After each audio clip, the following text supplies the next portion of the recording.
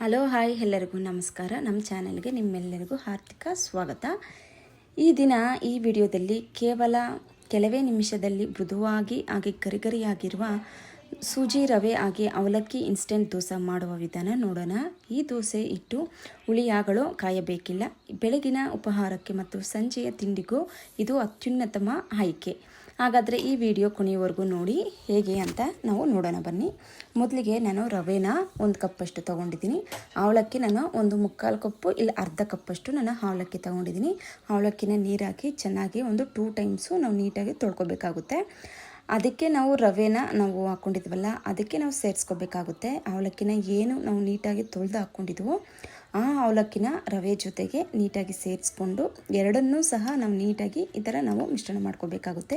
ಕ್ಲೀನಾಗಿ ನಾವೆರಡನ್ನೂ ಮಿಕ್ಸ್ ಮಾಡಿಕೊಂಡು ಈ ಥರ ನಾವು ಇಟ್ಕೋಬೇಕಾಗುತ್ತೆ. ಇದಕ್ಕೆ 1-2 ಲೋಟ ಇಲ್ಲ 3 ಲೋಟ ನೀರು ಹಾಕೋಷ್ಟು ಅದು ನೆನೆಯಲಿಕ್ಕೆ ನಿಮಗೆ ಎಷ್ಟು ಬೇಕು ನೀರು ಅಷ್ಟನ್ನು ನಾವು ನೀರು ಹಾಕಿ ಅಟ್ಲೀಸ್ಟ್ ಒಂದು 10 to 15 ಮಿನಿಟ್ಸ್ 10 ಮಿನಿಟ್ಸ್ ಇಟ್ಟರೂ ಸಾಕು. 10 ಮಿನಿಟ್ಸು ನಾವು ಈ ಥರ ನೆನೆಯಲಿಕ್ಕೆ ಬಿಟ್ಟರೆ ಸಾಕಾಗುತ್ತೆ. ನೋಡಿ ಈ ಥರ ನಾನು 10 ಮಿನಿಟ್ಸು ನಾನು ನೆನೆಯಲಿಕ್ಕೆ ಬಿಡ್ತಿದ್ದೀನಿ.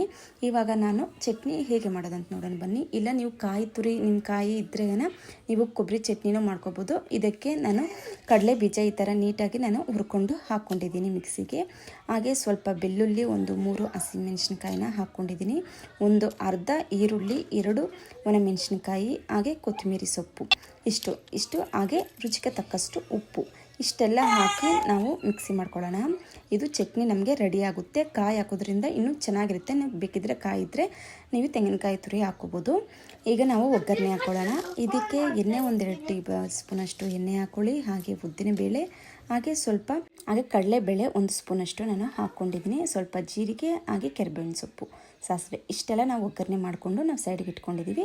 ಇವಾಗ ನಾನು 10 ನಿಮಿಷ ನಾವು ಏನು ನೆನೆಸಿಟ್ಟಿದ್ವೋ ರವೆ ಮತ್ತು ಅವಲಕ್ಕಿನ ಅದು ಮಿಕ್ಸಿ ಜಾರ್ಗೆ ಹಾಕ್ಕೊಂಡು ಒಂದು ತಿನ್ ಪೇಸ್ಟಾಗಿ ನಾವು ನಾರ್ಮಲಾಗಿ ನಾವು ದೋಸೆಗೆ ಯಾವ ಥರ ನಾವು ರುಬ್ಕೋತೀವೋ ಆ ಥರ ನಾವು ಮಿಕ್ಸಿನೆಲ್ಲ ಹಾಕ್ಕೊಂಡು ಈ ಥರ ನಮ್ಮ ಮಿಕ್ಸಿಗೆ ಮಾಡಿಕೊಂಡು ಅದಕ್ಕೆ ರುಚಿಗೆ ತಕ್ಕಷ್ಟು ಉಪ್ಪು 1 ಚಿಟಿಕೆಯಷ್ಟು ಸೋಡಾ ಹಾಕ್ಕೊಂಡು ನಾವು ಮಿಕ್ಸ್ ಮಾಡಿಕೊಂಡ್ರೆ ನಾವು ನಾರ್ಮಲಾಗಿ ದೋಸೆಗೆ ಯಾವ ಥರ ನಾವು ಕಲಿಸ್ಕೊಂಡಿರ್ತೀವಿ ಲೈಕ್ ದಟ್ ನಾವು ಇದೇ ಥರ ನಾವು ನೋಡಿ ಈ ಥರ ಹದ ಬರೆದ್ರೆ ಸ್ವಲ್ಪ ನೀರೇನು ಜಾಸ್ತಿ ಹಾಕ್ಬಿಡಿ. ನಾರ್ಮಲಾಗಿ ನಾವು ಈ ಥರ ಮಿಕ್ಸ್ ಮಾಡಿಕೊಂಡ್ರೆ ನಮಗೆ ದೋಸೆ ಹಿಟ್ಟು ರೆಡಿ ಆಗುತ್ತೆ. ಜಸ್ಟ್ 10 ಮಿನಿಟ್ಸಲ್ಲಿ ನಮಗೆ ರೆಡಿ ಆಗುತ್ತೆ. ಇವಾಗ ಹೆಂಚು ನಾವು ನೀಟಾಗಿ ಕಾಯಿಸ್ಕೊಂಡು ನಾರ್ಮಲಾಗಿ ದೋಸೆ ಹೇಗೆ ಹಾಕ್ಕೋತೀವೋ ಆ ಥರ ದೋಸೆ ಹಾಕ್ಕೊಂಡ್ರೆ ಮುಗಿಯುತ್ತೆ. ಬೆಳಗ್ಗೆ ಏನಾದರೂ ದಿಢೀರ್ ಅಂತ ಬೆಳಗ್ಗೆ ಮಕ್ಕಳ ಬಾಕ್ಸ್ಗಾಗಲಿ ಬೆಳಗ್ಗೆ ಟಿಫನ್ಗೆ ಬೇಗ ಮಾಡಬೇಕು ಏನೂ ಇಲ್ಲ ಅಂತಂದರೆ ಈ ಥರ ನಮಗೆ ಐಡಿಯಾ ಬಂದರೆ ಸಾಕು. ಬೇಗನೆ ನಾವು ಮಾಡ್ಕೋಬೋದು. 10 ಮಿನಿಟ್ಸ್ ಸಾಕಾಗುತ್ತೆ ನಮಗೆ ಈ ಥರ ನಮಗೆ ದೋಸೆ. ಇಲ್ಲ ನಮಗೆ ನೈಟೇ ಮಾರನೇ ದಿನ ಅಕ್ಕಿ ಹಾಕಿ ನಾವು ನೆನೆಸಿಡ್ಬೇಕಂತ ಅವಶ್ಯಕತೆಯೇ ಇಲ್ಲ. ನೋಡಿದ್ರೆ ನಾರ್ಮಲ್ ದೋಸೆ ನಾವು ಅಕ್ಕಿ ನೈಟೆಲ್ಲ ಮಾರನೇ ದಿನ ಹೇಗೆ ನಾವು ನೆನೆಸಿಟ್ಟು ಮಾಡ್ತೀವೋ ಸೇಮ್ ಅದೇ ಥರನೇ ನಮಗೆ ದೋಸೆ ಬರುತ್ತೆ. ತುಂಬ ಸಾಫ್ಟಾಗಿರುತ್ತೆ. ಇದು ಮಕ್ಕಳಂತೂ ತುಂಬ ಇಷ್ಟಪಟ್ಟು ತಿಂತಾರೆ ಸಾಫ್ಟಾಗಿರೋದ್ರಿಂದ. ನೋಡಿ ನಾನು ಇನ್ನೂ ಒಂದು ದೋಸೆನ ಹಾಕಿ ನಾನು ತೋರಿಸ್ತೀನಿ ಹೇಗೆ ಬರುತ್ತೆ ಅಂಥೇಳಿ. ನೋಡಿ ನಾರ್ಮಲಾಗಿ ನಿಮ್ಗೆ ಯಾರಾದ್ರಿಗೂ ಹಾಕಿದ್ರೆ ಇದು ನಾರ್ಮಲ್ ದೋಸೆ ಅಂತಲೇ ಕಾಣಿಸುತ್ತೆ. ತುಂಬ ಚೆನ್ನಾಗಿರುತ್ತೆ. ನೋಡಿ ಈ ಥರ ಬರುತ್ತೆ. ನಿಮಗೆ 10 ಮಿನಿಟ್ಸ್ ಸಾಕು. ಈ ಥರ ತುಂಬ ಇಷ್ಟಪಟ್ಟು ತಿಂತಾರೆ. ಬೇಕಾದರೆ ಒಂದ್ಸಲ ಟ್ರೈ ಮಾಡಿ ನೋಡಿ ಪ್ಲೀಸ್. ಇನ್ನೂ ನನ್ನ ಚಾನಲ್ನ ಯಾರೆಲ್ಲ ಸಬ್ಸ್ಕ್ರೈಬ್ ಮಾಡ್ಕೊಂಡಿಲ್ಲ ಪ್ಲೀಸ್ ಸಬ್ಸ್ಕ್ರೈಬ್ ಮಾಡಿ ಸಪೋರ್ಟ್ ಮಾಡಿ. ಇನ್ನು ನಿಮಗೆ ಬೇರೆ ನನ್ನ ಹೊಸ ರೆಸಿಪೀಸಿ ನಾನು ಹಾಕಿ ನಿಮಗೆ ನೋಟಿಫಿಕೇಷನ್ ಮುಖಾಂತರ ಬರ್ತಿರುತ್ತೆ. ಪ್ಲೀಸ್ ಸಬ್ಸ್ಕ್ರೈಬ್ ಮಾಡ್ಕೊಳ್ಳಿ.